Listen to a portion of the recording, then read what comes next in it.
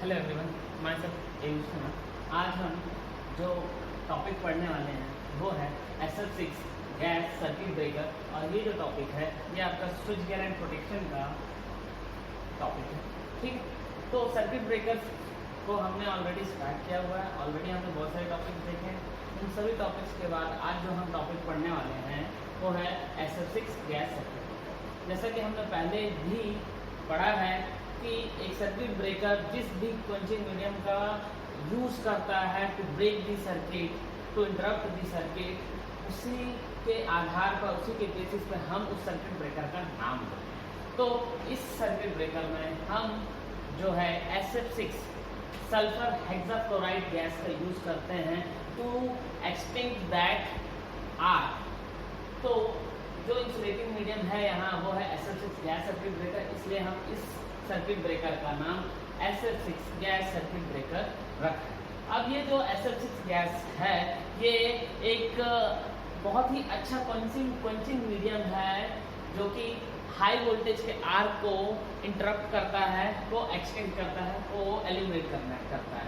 अब ये जो SF6 गैस है ये जो है यहाँ हम यूज़ करेंगे टू एलिमिनेट दैट आर्क। अब बात आती है कि ये जो सर्किट ब्रेकर है ये बहुत ही इफेक्टिव होता है। SF6 गैस सर्किट ब्रेकर जो है अपने रेंज के सभी सर्किट ब्रेकर से एफिशिएंट है और इस सर्किट ब्रेकर की जो परफॉर्मेंस है वो इफेक्टिव है for high voltage and high power applications.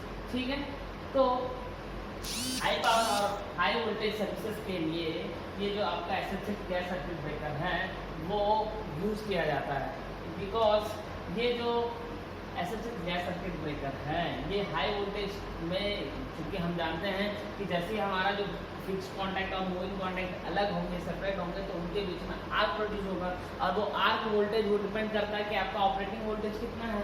तो जब आपका ऑपरेटिंग पावर जो भी आपका ऑपरेटिंग पावर है वो और आपका ऑपरेटिंग वोल्टेज है वो हाई रहेगा, तो जो आर्क वोल्टेज है वो भी बहुत ज़्यादा होगा, उसकी वजह से आर्क भी जो प्रोड्यूस हो रही है आर्क करंट भी ज़्यादा होगा। ऐसे केसेस में हम SF6 गैस सर्किट ब्रेकर का यूज़ करते हैं because it is much effective than other circuit breakers. अब इसके बाद जो आता है कि इसकी जो रेंज है SF6 गैस सर्किट ब्रेकर की, उसकी जो रेंज है वो अराउंड 3.6 kV टू 760 kV की है। तो हम ये बोल सकते हैं कि इसमें वेरियस रेंज के जो सर्किट ब्रेकर्स हैं वो वेरियस नंबर ऑफ मैन्युफैक्चरर्स के थ्रू इसकी मैन्युफैक्चरिंग की जाती है। तो कहने का मतलब यह है कि इसमें जो रेंज है वो बहुत ज़्यादा है।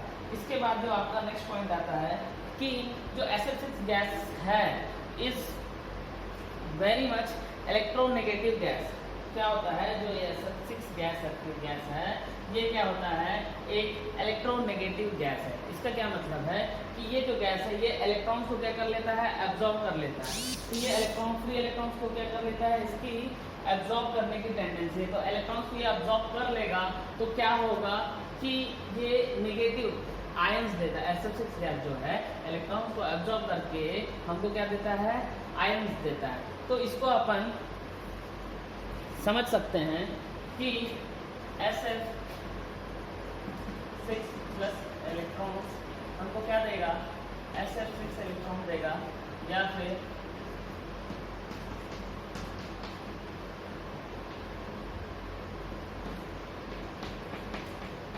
ठीक है। तो इस तरीके से हमको जो है ये जो SF6 गैस है वो इलेक्ट्रॉन्स को एब्जॉर्ब करके हमको क्या देता है, आयंस देता है। ठीक है, अब इसकी एक और जो बहुत अच्छी प्रॉपर्टी है कि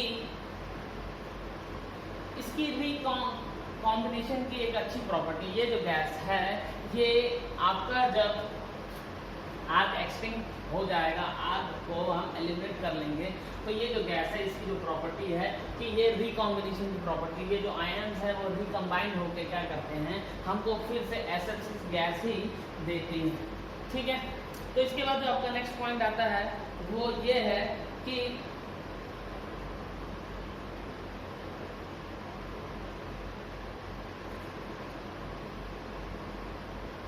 तो अब चूंकि जब आपका इलेक्ट्रॉन्स नहीं रहेंगे तो आर्क प्रोड्यूस होने का जो चांस है वो नहीं रहेगा, क्योंकि जब आपका ये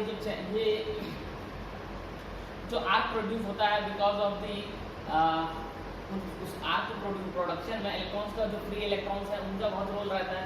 तो जैसे ये इलेक्ट्रॉन्स आपके एब्जॉर्ब हो जाती हैं तो जो आर्क है उसको हम इजीली क्या कर सकते हैं, एक्सटिंक्ट कर सकते हैं।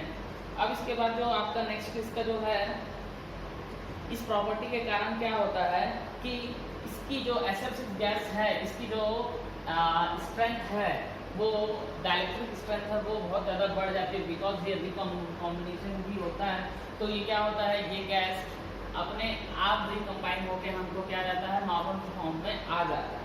तो इसके बाद जो है इससे ये चीज़ समझ में आ गई कि इस गैस की जो डाइलेक्ट्रिक स्ट्रेंथ है वो अपने आप इंक्रीज बढ़ जाती है। और ये जो SF6 गैस है इसकी जो एक यूनिक जो प्रॉपर्टी है वो है रिकॉम्बिनेशन की। जैसे कि मैंने पहले बताया, रिकॉम्बिनेशन होता है तो क्या हो जाता है, गैसेस अगेन जब आयंस में कन्वर्ट हो जाती है वो आयंस अगेन रिकॉम्बिनेशन करके क्या करता है, तो SF6 गैस वापस से देता है। तो इसकी कुछ फिजिकल प्रॉपर्टीज हैं जो आपकी ये जो SF6 गैस है इसकी कुछ फिजिकल प्रॉपर्टीज हैं।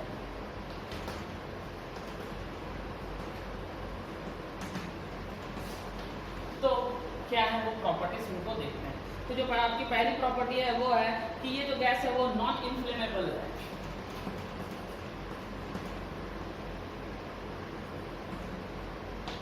मतलब ये जो गैस होती है ये आग के साथ कोई भी फायर हजार्ड का जो है हमारा जो डर है वो नहीं रहता। मतलब ये आग के साथ क्या होती है, कोई रिएक्शन नहीं देती। मतलब ये नॉन इन्फ्लेमेबल है। ये हमको जो जनरली क्या होता है ऑयल सर्किट ब्रेकर्स के केस में या फिर अदर केसेस में क्या होता है, फायर हजार्ड जो रहती हैं आग लगने का, ब्लास्ट होने का, वो इस केस में नहीं है। तो SF6 गैस सर्किट ब्रेकर जो है नॉन इन्फ्लेमेबल है। और उसके बाद तो इसका जो है कि ये गैस जो है कलरलेस, क्या है, कलरलेस है, ऑडरलेस है, और साथ ही साथ ये क्या है, एक नॉन टॉक्सिक भी है, नॉन टॉक्सिक भी है। और इसकी जो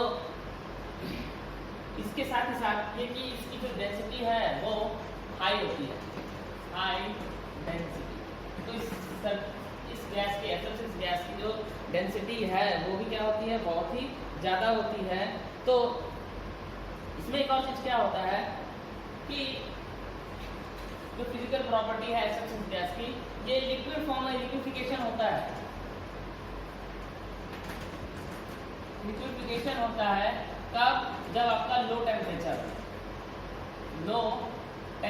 पर ये क्या होता है, लिक्विफिकेशन होता है। और इस पे मैटर जो करता है कि वो आप उसका प्रेशर कितना है, आपके प्रेशर पे भी ये मैटर करता है। कहने का मतलब ये है कि SF6 गैस जो है एट लो टेम्परेचर जो है लिक्विड में कन्वर्ट हो जाता है, और इसमें प्रेशर का भी एक इम्पॉर्टेंट रोल होता है। इसके बाद जो आपका नेक्स्ट पॉइंट है वो ये है कि हीट ट्रांसफर की जो की प्रॉपर्टी है, हीट ट्रांसफर प्रॉपर्टी वो बहुत ही एक्सीलेंट होती है, एक्सीलेंट हीट ट्रांसफर प्रॉपर्टी। तो इसकी जो प्रॉपर्टी है हीट ट्रांसफर करने की वो बहुत एक्सीलेंट होती है, जिसकी वजह से क्या होता है हीट आर्क, चूँकि हम जानते हैं कि जब दो कॉन्टैक्ट अलग होती हैं तो उनके बीच में जो आर्क वोल्टेज प्रोड्यूस होता है उस आर्क वोल्टेज की वजह से वहाँ फ्री इलेक्ट्रॉन जो प्रोड्यूस होती हैं उसके वजह से क्या होता है, आर्क प्रोड्यूस होता है। आर्क प्रोड्यूस होने से फ्री इलेक्ट्रॉन और वो उस आर्क प्रोड्यूस होने की वजह से क्या होता है, आपका टेम्परेचर राइज होता है। टेम्परेचर को जो ट्रांसफ़र करने की जो इस गैस की प्रॉपर्टी है वो एक्सीलेंट होती है, बहुत बढ़िया होती है। इसके बाद जो आता है आपका वो है कुछ केमिकल प्रॉपर्टीज़ हैं। अब इसकी जो केमिकल प्रॉपर्टीज़ हैं वो ये हैं कि ये जो गैस है ये केमिकली इनर्ट होती है, केमिकली इनर्ट होती है। इसका मतलब क्या है कि जो लाइफ ऑफ जो ये जो गैस क्या होती है, इनर्ट होती है। मतलब ये जो कॉन्टैक्ट मेटल देख रहे हैं आप, ये जो दो कॉन्टैक्ट मेटल हैं, ये आपका मूविंग कॉन्टैक्ट है, ये आपका क्या है, ये आपका फिक्स्ड कॉन्टैक्ट है। तो ये जो कॉन्टैक्ट होती हैं ये मेटल की बनी होती हैं। तो ये चूँकि हमारा गैस क्या है, सबसे गैस जो है केमिकली इनर्ट होता है, जिसकी वजह से इसकी लाइफ जो है वो बढ़ जाती है। जो कॉन्टैक्ट होती है हमारी, उनकी क्या है लाइफ जो है, बिकॉज ऑफ दिस गैस वो क्या हो जाती है, बढ़ जाती है। अब इसके बाद हम आगे देखते हैं।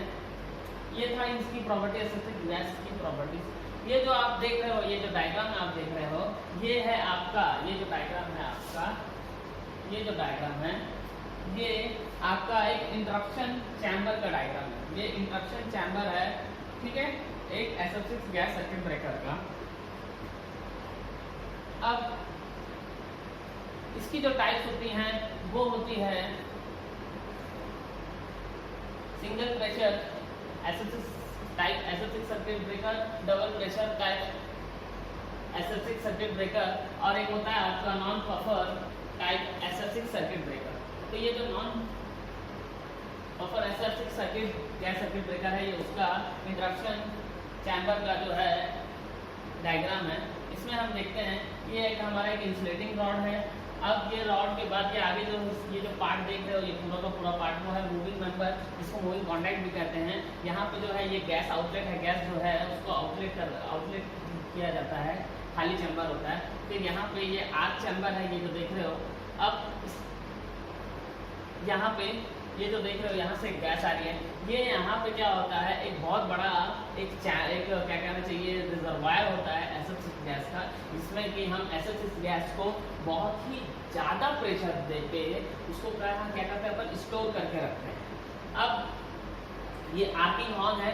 ये जो आर्किंग हॉर्न है, इसका यूज़ ये है कि जब हमारा कॉन्टैक्ट सेपरेट होता है, तो जब हमारा कॉन्टैक्ट सेपरेट होता है तो क्या होता है कि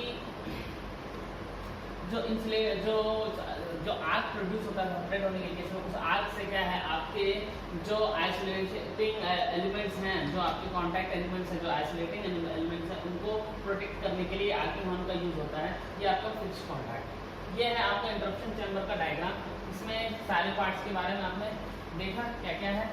अब इसके बारे में समझते हैं, इसमें इसके ऑपरेशन के बारे में समझते हैं, ठीक है। तो इनिशियली क्या होता है, ये आपका मूविंग कॉन्टैक्ट और ये आपका फिक्स्ड कॉन्टैक्ट इस पोजीशन में, इस पॉइंट पे क्या होती है, कॉन्टैक्ट में होती हैं, ठीक। तो ये जो SF6 गैस सर्किट ब्रेकर है, तो इसमें दोनों कॉन्टैक्ट्स क्या होंगी, सेपरेट नहीं होंगी, वो दोनों एक दूसरे से जुड़ी हुई होंगी। तो जब हमारा नॉर्मल ऑपरेटिंग कंडीशन रहता है, तो ये दोनों कॉन्टैक्ट क्या होती हैं, एक दूसरे के कॉन्टैक्ट में रहती हैं, ठीक है। जैसी आपका फॉल्ट प्रोड्यूस होता है तो क्या होता है, ये जो आपका मूविंग मेंबर है, मूविंग कॉन्टैक्ट है, इसमें क्या आएगा, ये सेपरेट होंगे तो दोनों सेपरेट होंगे।